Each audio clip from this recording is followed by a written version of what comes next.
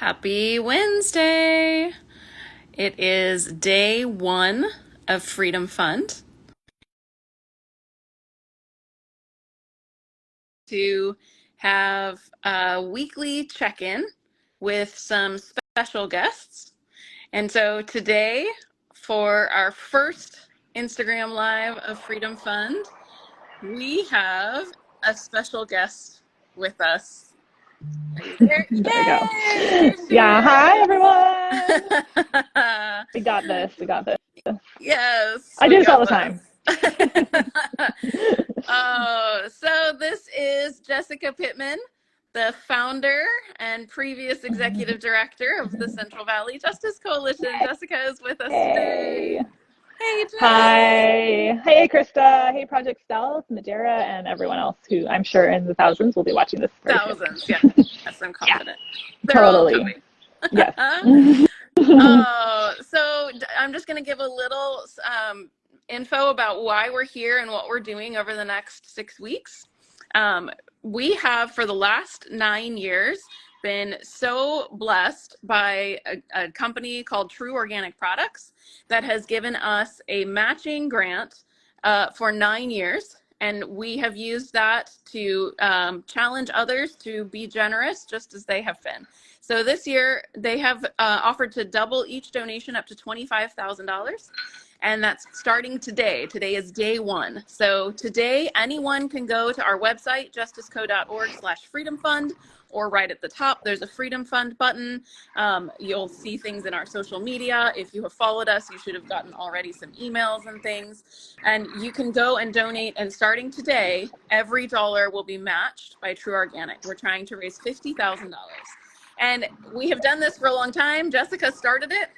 And so what we have used this Freedom Fund Season 4 is not only fundraising, but also community building. It's a great opportunity for us to share with you what we are up to, what we do with your money, who we are, and why all of this matters. So each Wednesday at noon, we will have a short Instagram Live, and we would love for you to join us here so that we can continue to share with you what we're doing. So, hey, Nick, good to see you. Yeah, we actually have an employee of True Organics on the call as Yeah. well. Just thought I'd share Hey. that. So, hello, Nicholas Pittman. So, Jess, you started Freedom Fund. Yeah. What are your memories from the first year? Anything stand out for you? Oh my gosh. You know, it's so funny. While we're doing that, I'm texting Melissa Gomez because I knew you were going to maybe ask that question. It was so long ago. And here's the irony, the ironic part of life is I'm right back on campus today where we did the very first Freedom Fund office-wise because I actually work at the school where the coalition used to be located. And So so, like, ironic. yeah, so fun fact. Yeah. So Different job. if anybody came to the office in those early Yes.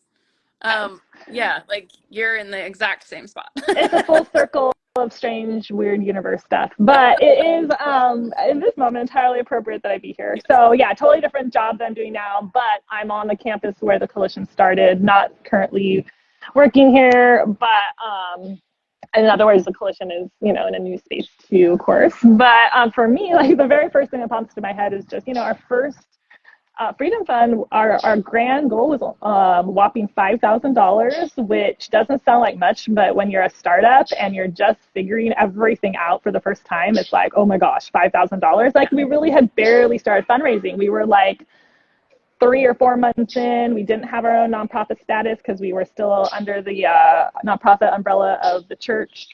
And so we were sharing a tiny office space. And I just remember on our last day, which is pretty much what we do on every last day since, is like scrambling and just like texting people and calling them. But like that time, it was literally like we had to explain everything to everyone. Yeah. So, but it was still very similar like vibe. You know, I just remember me and Melissa texting each other or texting out different people in the office on that last day and being like, hey, did you get my letter? Did you get my email? Are you able to like join us in this work? And every few minutes be like, yeah, another $50, that kind of thing. So, and I don't really feel like that changed that much over the years, to be honest, at the end.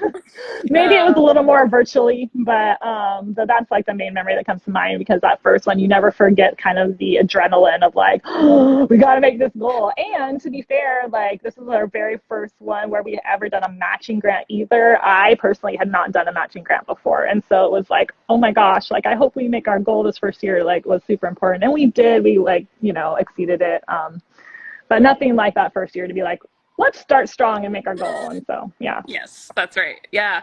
Oh, when you say that you had to call and explain everything to everybody, I actually hadn't even thought about that. Like, did you actually have to explain to people then, I mean, why this was even important in Fresno? I would say yes and no. I mean, I think we had done enough front work to like share a little bit about what it was. And I think even back then, even though they may not have known really what it is, by the way, I think my uncle's here. Hey, Uncle Tim. I think that, side note, I think that one thing we've always really benefited from, and still the same, is like you say the word human trafficking, and most people do have, even if it's not accurate, a very clear understanding that that is really important work. But yes, to your point about in Fresno, yes, we did get a lot more questions of like, what, that's an issue in Fresno? And so especially then too, we were like communicating with a lot of family and friends, not all in Fresno area. It's always been very much a Central Valley thing. Yeah. So a lot of conversations about, not just Fresno, but also where you live also. So a lot more of that than now. But, I'm sure you're still having those conversations. Yeah, it's true. So, yeah. I think I appreciate what you said there, that people do have an image, even if it's not completely accurate or filled out, that it's at least a starting point. And so, I think, well, I remember you and I having a conversation once about, are we going to reach this point where we've now educated so many people in our work, like we don't really need to keep doing the education piece? And I mean, I think we have found that that is not the case, because we keep learning and we keep discovering another aspect that we hadn't fully seen, or we, I'm thinking about like conversations about forced labor and forced criminality as being part of labor trafficking. That was not something that we were talking about 4 years ago, even. Right. Absolutely. Yeah. So, and it's just like, go ahead. I was just going to say that I think that's one thing that I actually really like about Freedom Fund is the opportunity to communicate those new discoveries and new, I don't know if discovery is the right word, but the new aspects of the work that we're engaging in to people who are already paying attention. Absolutely. And I think, this is true of any field, but particularly for human trafficking. I was just reminded the other day, listening to someone else share this, but, like we're fighting a really serious crime, and traffickers are constantly changing their tactics. So we have to also be constantly understanding what, to some degree, what that is. Like even as simple as like, what are the new apps that the kids are using right now? So there's never a moment where you're pausing on the education, in my opinion. Yeah, I think that's right. Yeah. So give us a little update. You are not the executive director of the Central Valley Justice Coalition. I'm not. What are you doing?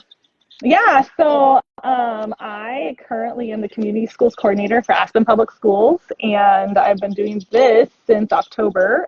Before that, I was working statewide in the same field of human trafficking prevention, more focused on social services. So this is a complete jump into a different arena, but obviously super connected still. So before I was focused on education, now I'm focused and literally in it for education. So 3 schools in our district, and my main job is to look at the community within our school, so students, families, and then our extended community, including partners in the community, such as the Justice Coalition and many, many others, and align the resources to improve student outcomes and to really meet families where they're at. And really, it's about the kids, and it's about them having the most, really enabling them to thrive in school, whatever that looks like. So looking at every aspect of their education, whether it's mental health, whether it's sports, nutrition, maybe like where they're going to intern or volunteer when they're in high school, and lining up partnerships and looking at the strengths and weaknesses, or I would say challenges of the schools and the communities, and partnering to make that even like removing barriers and making sure that families can thrive. So. Yeah. Which actually sounds like preventing trafficking. It does. In fact, there's a definite connection, and that's why we'll hopefully be having you come out in the spring. Yes, so. That's right. Yeah. I'm looking forward to that. Yes. I just want to mention first, Uncle Tim says hello, so I don't want you to miss that. Oh, hi. Hey, Tim. Thanks. And if you're here and you have a question for Jess, put it in the chat, and we'll throw those out and see what she's up for answering. Oh, yeah. Oh, bring it. So I'm curious, now that you've had a little space between being at the coalition and doing a couple of other things, when you think back, what do you think you learned about yourself as the director of the coalition? Oh, wow. About myself as the director of the coalition. Okay, so I would think that looking back, and Ryan's not here. I think he's joining soon, perhaps. But most of the time, I was co-directing, to be honest. So I definitely had seasons where it was just me or where I was in the lead. But I think I continue to reflect on the fact that it's always been a huge team effort, and not even just a staff team effort, but a community effort. And so I think, Krista, before you were even on staff, you were a volunteer, super engaged. There's just so many people who come to mind, whether they were ever official staff members or volunteers or community partners, advisors, board members, all that. And so I think I continue to just know that I work best in a team environment. And that, especially with this work, but really my current job is the same, it's not ever something I want to do on my own. These community challenges we face are way too big for that. And even if they weren't, I don't like working by myself like that.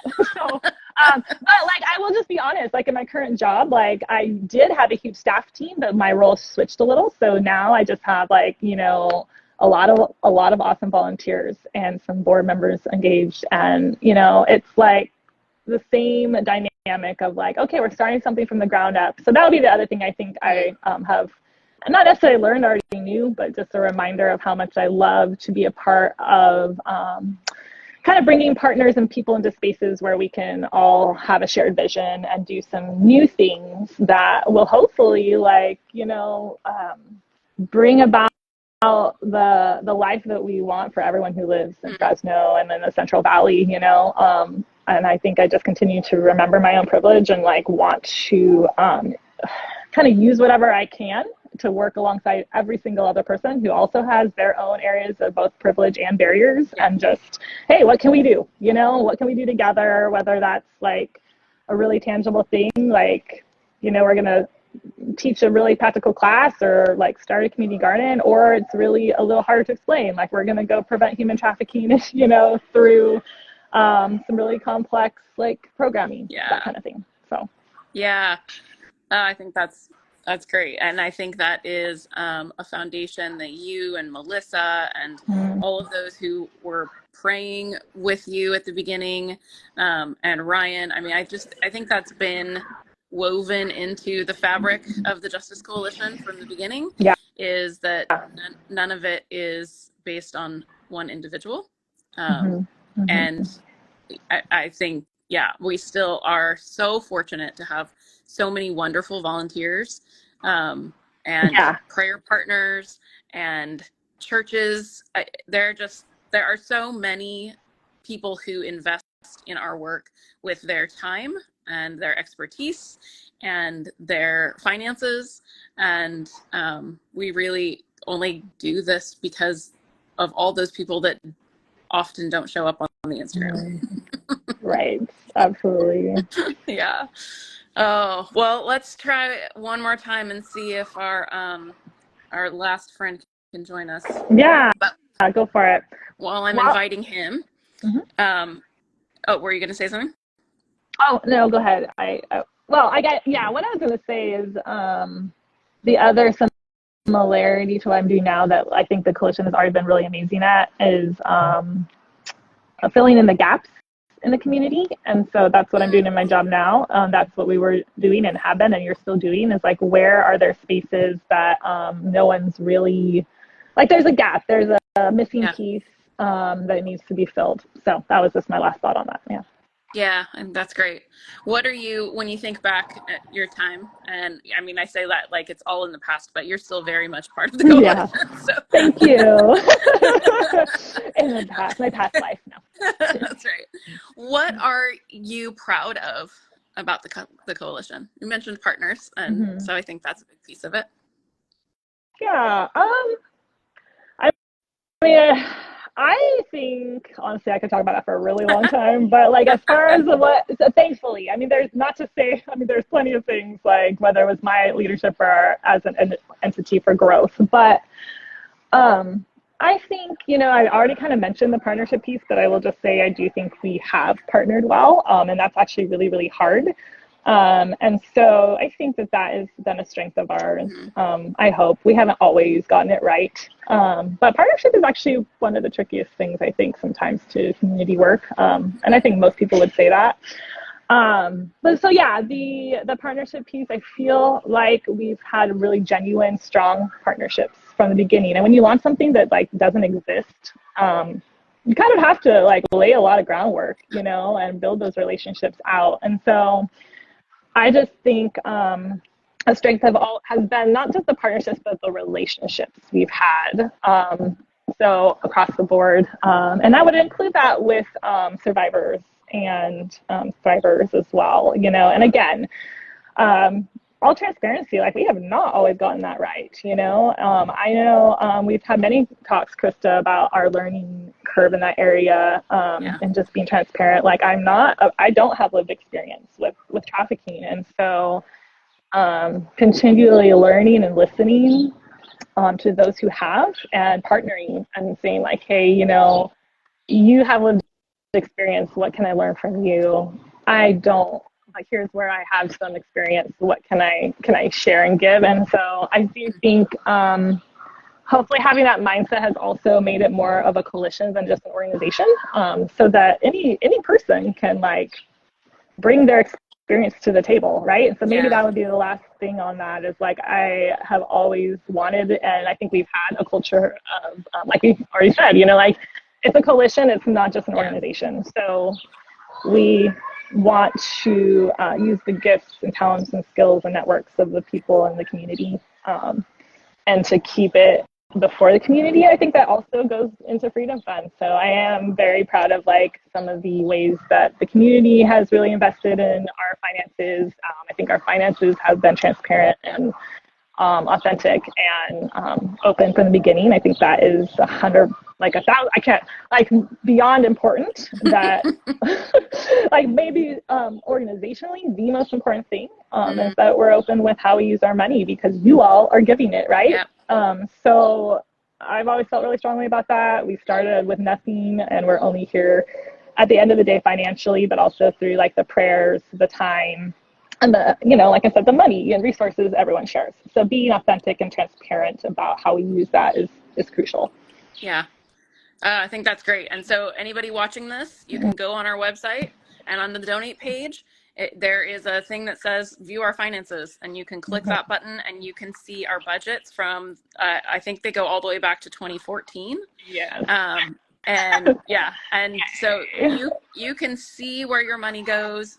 We have, yeah, you can see our Gold Star certification through GuideStar, and we are always happy to answer questions. We want you to feel like your money is being used well, and you don't have to question it. I know it's time for you to go, but I had one question that Nick wants to know. What do you miss about working at the coalition? Aw, Krista, just her. Just kidding. No. Oh gosh, that's a good question. So I miss a lot of stuff, but I'm just gonna be honest. Like, I come from a background of faith. Like, I was a pastor before the coalition, and so now I'm in a public space. And even before this, I was also in a statewide government, more, well, connected role. So I do really miss like some of the focus that the coalition has had on faith, and I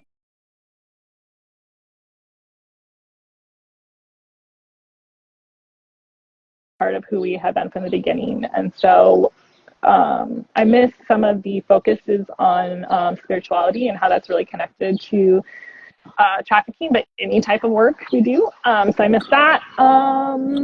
I miss stuff like this, like events, and I mean, I'm not going to say that like I super miss some of the stressful parts of fundraising, but I do miss some of the ways that it connects to other people and the ownership there. So Yeah, that's a few things. There's more, but that's great. Thank you. And do you miss this guy that just popped up? oh my gosh, I haven't seen him in a really long time. Hey, Ryan. Totally miss working with Ryan. Yeah, we had an awesome team. So I do miss our team a lot. And on occasion, I get to see everyone here and there. So yeah, that would actually be the number one thing I miss is just the people. That's why I said Christopher. So. Oh, well, Jess, you stick around as long as you have, but you're free I got to go. A few minutes. Okay, yeah. Awesome. Great. But I'll let Ryan talk now. So. Welcome. Well, I hope I didn't interrupt. Oh, no, I'm talking for way too long. Yeah. No, that's perfect. Welcome to Freedom Fund Day 1. I just really didn't want you to miss it too much. Yeah. Oh, you're breaking up a little. Oh, yeah. He's frozen. Slow. We broke him. All right. We can hear you, though, I think. Yeah. It's like giving me all the, how do I get out of the screen with all these options? Like it. Right, just roll with it because, you know, we were joking before we got on here that you would come with your camera and your mic and all that. That's right. Just roll with it. Well, I don't have all the stuff, you know, but I am on with, I do have 2 ring lights in here. And I would like you to know that I am holding my phone. That's a long time to hold it, though. So what I was going to say, okay, I got to get out of the comment screen. I don't understand what's happening. If I press that, I would know. I don't want to leave. Rebecca says hi. Rebecca's here. We love you. Hi, Rebecca. Oh my gosh, I haven't seen you in forever. And Ryan and Nick Pittman says, hey, Ryan. Been a minute. What's up, Nick? So no, what I was going to say is this is not, I don't think it's talking too much, Jess, because I made I think it was 2 years ago, I decided to stay online. I remember. 20. For, my gosh. 10 hours? Yes. 8. I think it was 10. I don't think it was 12. I think 12 might have just really broken. That was like the first year I was like done. So I'll let you go ahead and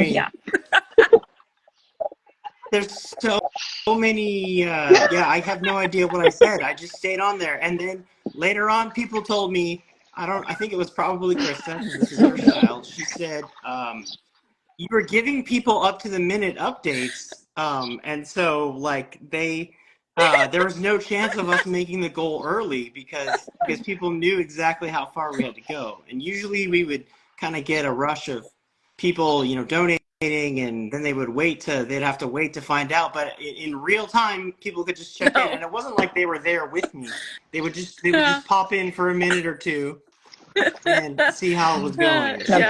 Jess is telling you were insane in all the best ways. So what is what's the theme, Krista? What's the theme of this year's Freedom? This is a good question. So Ryan, for anyone who's here and doesn't know Ryan was the former executive director of Justice Coalition. This is the first Freedom Fund that he has not been at the reins in a long time. And I have really missed his marketing skills. So I would say that this year we did not go heavy on a theme. You know, like in the past, we've tried to come up with a slogan and things like that. We didn't. I have a nice graphic. It looks cool. The theme is Freedom Fun, Ryan. The theme is Freedom Fun. Is what she's saying. It's freedom. Freedom. Yeah, that's right. The theme is preventing human trafficking. Dollars get doubled. Now's the time. That's the theme. Let's okay. All right. Yeah, Okay, I I'm like sure it. you would have come I up with like it something then. better. You know that Ford Motor Company has their whole like Oh yeah, the future belongs to everyone. I'm convinced that they stole that because that's we right. had the future belongs to all of us, and then all of a sudden this I'm major sure. corporation. Um, now I don't know if we still have any attorneys on retainer, but I Definitely, hopefully I'm didn't just sure get we you in definitely trouble do, if I did right? that. Oh yeah, a large attorney base. That's what we I have. mean, Krista took over, so.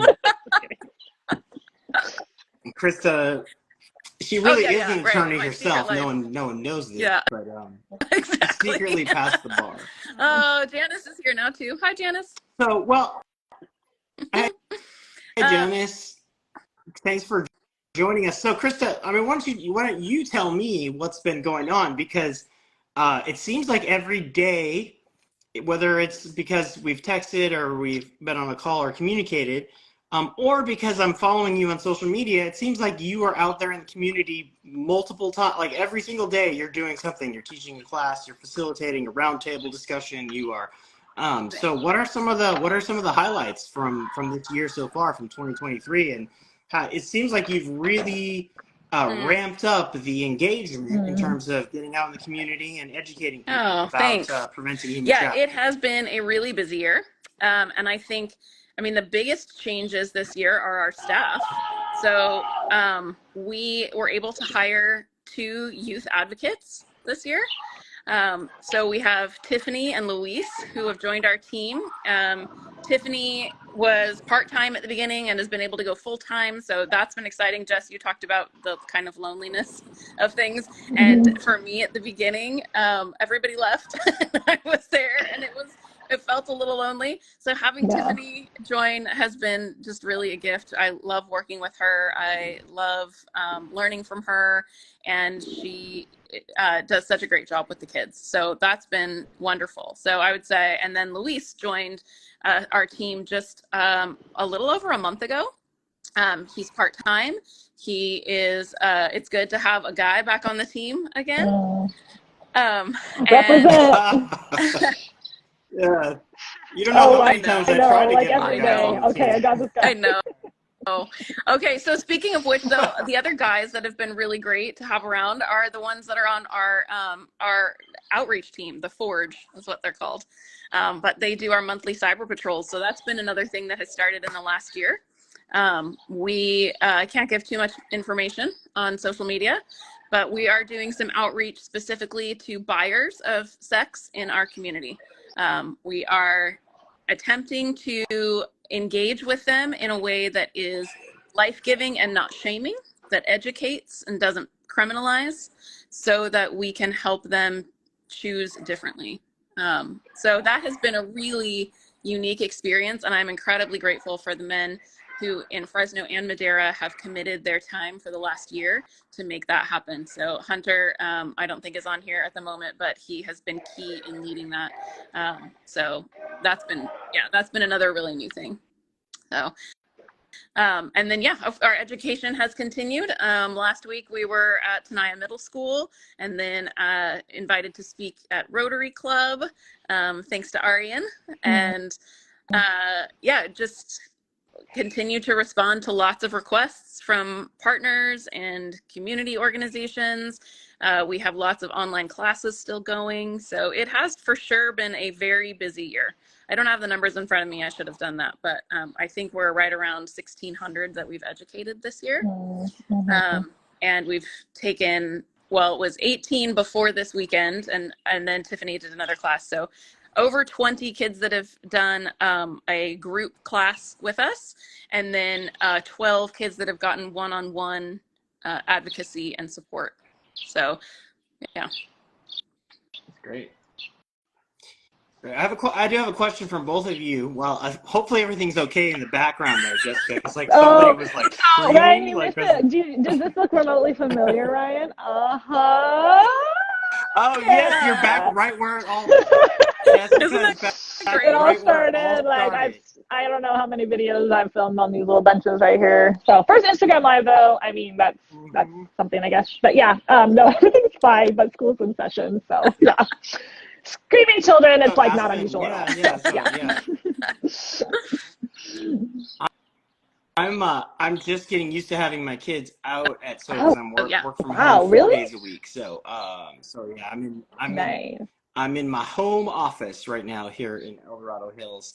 But I wanted to this is a question for you, Jessica, and for you, Krista. The ways that people talk about Mm-hmm. human trafficking have changed, and we've seen like Mm-hmm. words like grooming get weaponized. I think and a word that I don't think that we ever really used in trying to educate people about, how to prevent human trafficking. But this word pedophile is sort of also been weaponized, right, against if someone disagrees with you or whatever, or has a different. So I know this is a work in progress, Hmm. but how do we address people's concerns um, in 2023 when people throw around words like grooming and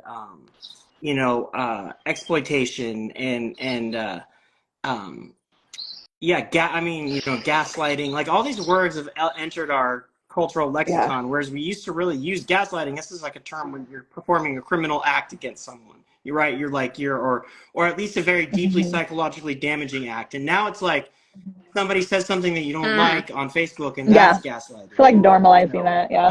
so I don't know if you guys. I'm sure that you pay attention to how people talk about these things, but has there been is there are we shifting the way that we're addressing these concerns? Are we trying to take advantage and capitalize on the discourse or the conversation, or what are we doing to move the conversation forward? Yeah, that's a really good point. Just you and I answer. I'll let you go first. I mean, I again have stepped a little bit out of it more so than both of you, but not completely for sure. And I think I don't know, it just like really reminds me of some of those discussions we've always had about language and how we talk about things. Whereas, like, you throw around a term like exploitation or human trafficking, and it means so many different things to so many different people. So, I mean, I hate to be like, okay, it's all about education, but that's really the case. Like, I think in some places, like, yeah, like people are going to say whatever words, but I think even like in mental health, for example, saying, oh, like this triggered me, or this was like this, like I think tend to sometimes overuse words and then they start to mean less and less, right? So when it comes to like legit actual education about trafficking, and I don't know exactly if this is what you're saying, Ryan, but I just feel like that's like it always comes back to, like, if we are talking about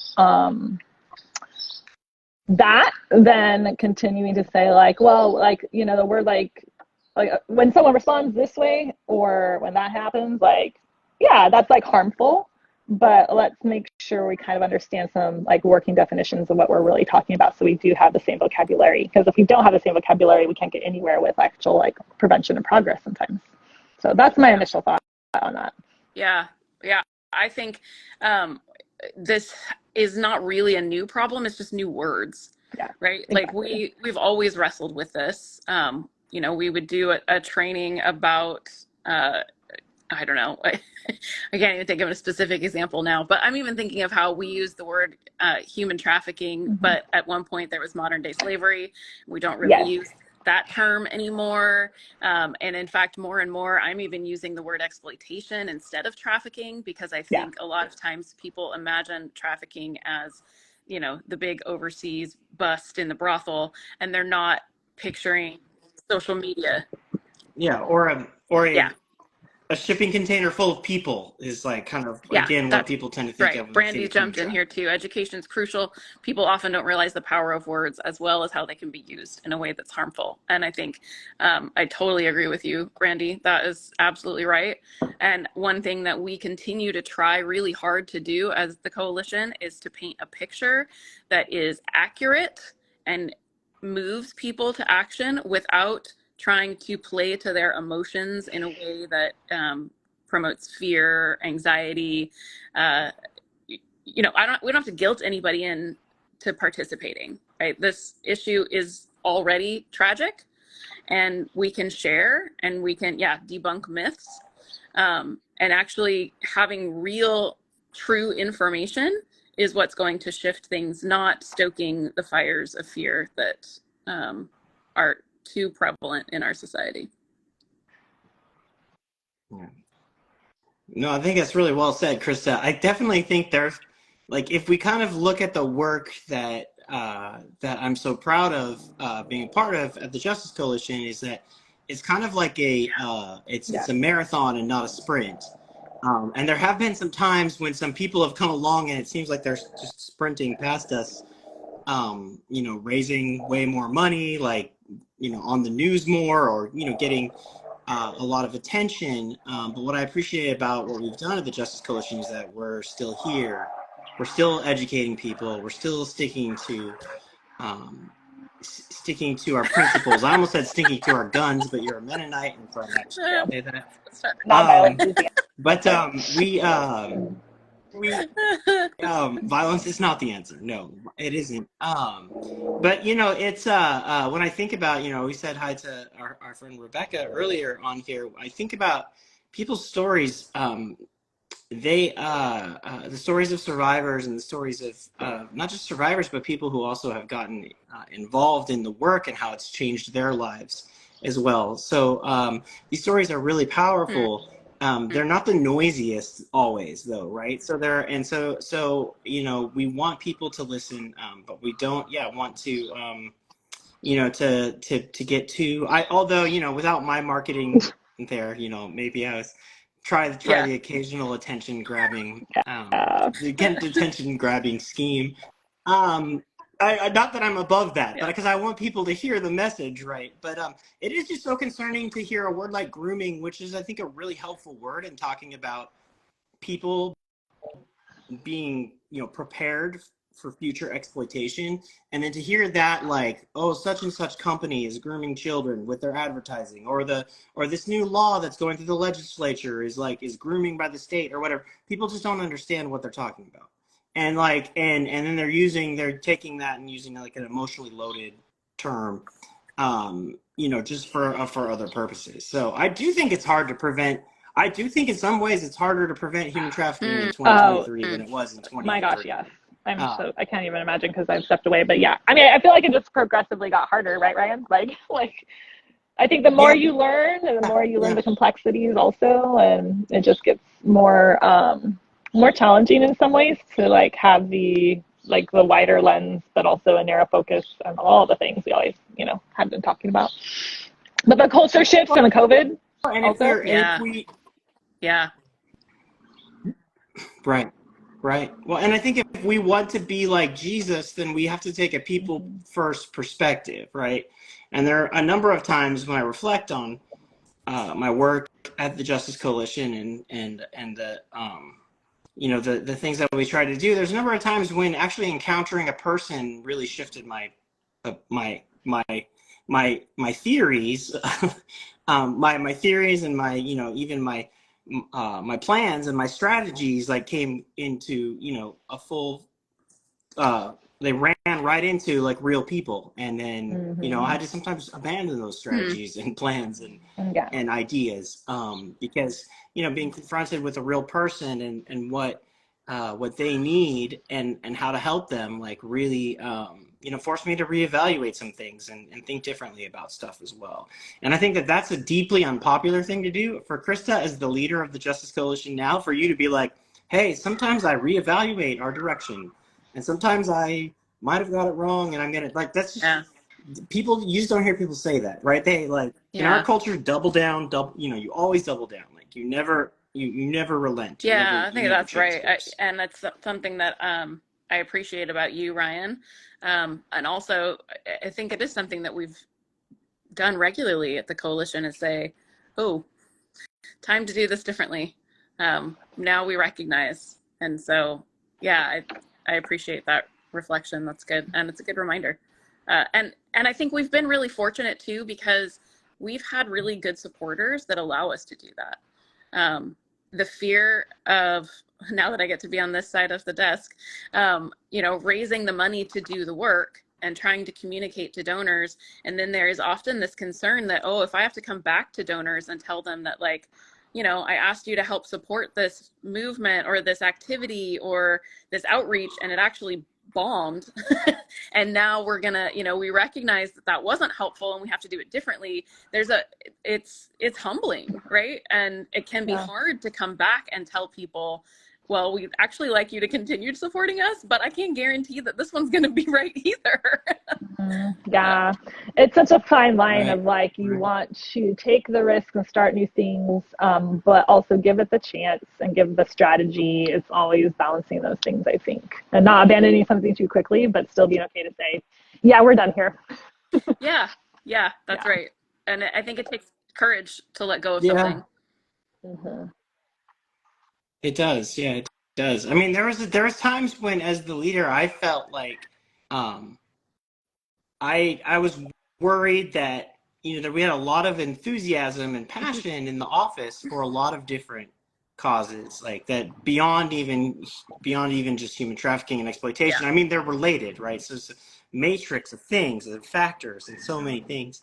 And there are definitely times that I felt like in a sense, I have to hold people back a little bit so that we can still exist and continue on doing the work. That if we maybe rush out too quickly into traffic, we all get hit by cars. That kind of traffic. We all get hit by cars. Yeah, and Jess says too, and how to measure success. I think that's always been a particularly hard challenge for us in prevention, right? I mean, we've always said we can't tell you how many people didn't get trafficked because of our work, right? So trying to find other ways to communicate that we're making an impact.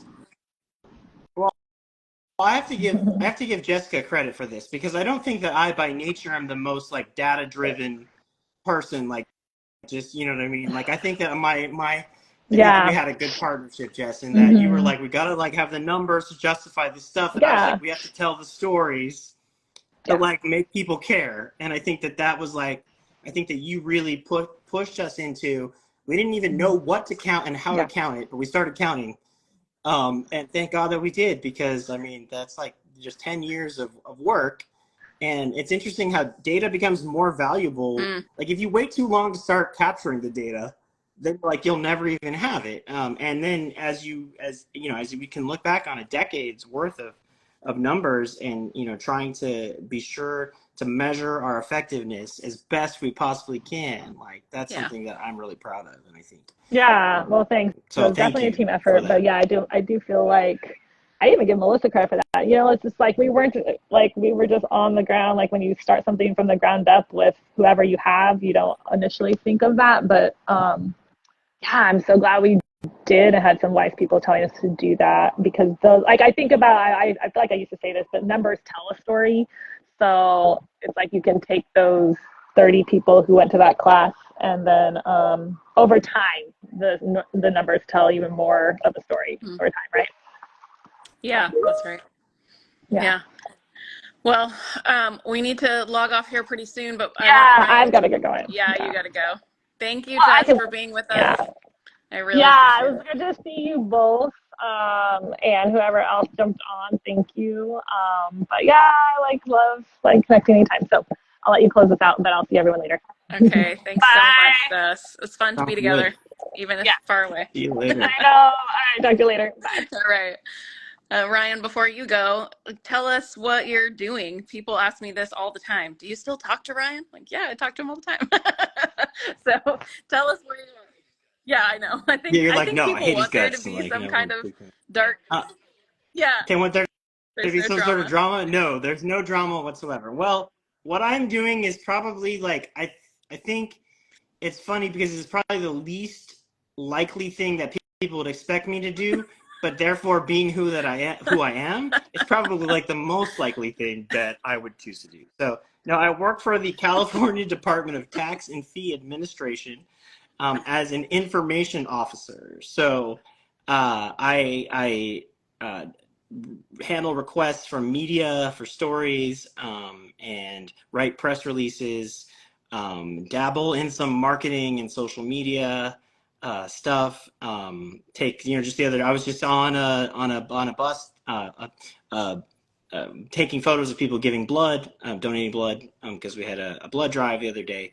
And this weekend, I will be out at the Heart Walk, the American Heart Association Heart and Stroke Walk, and taking photos for the. So I do the. I also edit the internal newsletter, which is it's called the Express. It's a weekly newsletter, and I just wrote a cool article about translate about the bilingual team members at CDTFA, which is an organization of over 4,000 people who help us review the materials that are translated into languages other than English, and over 27 more than 27. See, now that I'm doing journalism again, it's not over or under, it's more than or less than. So more than 27 languages in our materials. And so so that's what I'm doing. I'm working at a giant bureaucracy in the middle, in a middle position. But I work from home 4 out of 5 days a week, and I commute to downtown Sacramento the other